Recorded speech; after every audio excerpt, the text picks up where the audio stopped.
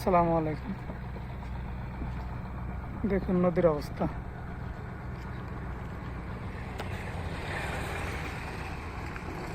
বড় বড় ট্রলার, নৌকা,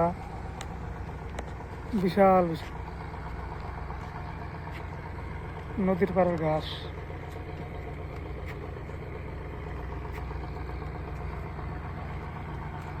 নদীর পাড়টা কিন্তু পার্ক সিস্টেম করছে এটা। হ্যাঁ, এটা কিন্তু পার্ক সিস্টেম, মানে লোকজন চলাফেরার জন্য ব্যবস্থা।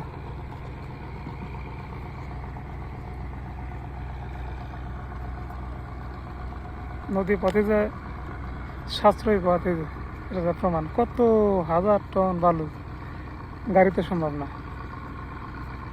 এক এটা এক নৌকা বালুতে তাতে কয় গাড়ি বালু হবো, কয় শোব না। সাশ্রয়ী, অনেক সাশ্রয়ী।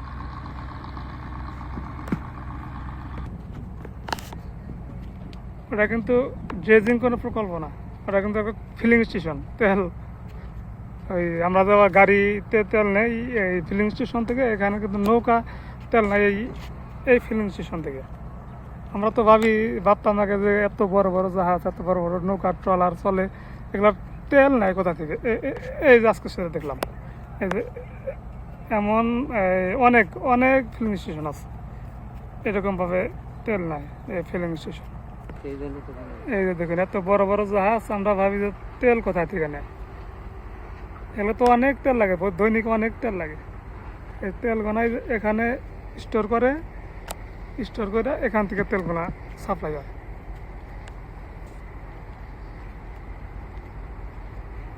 এটাই সেই ফিলিং স্টেশন।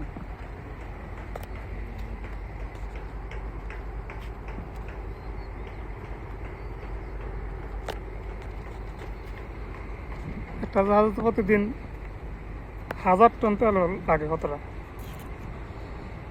হাজার হাজার লিটার তেল লাগে।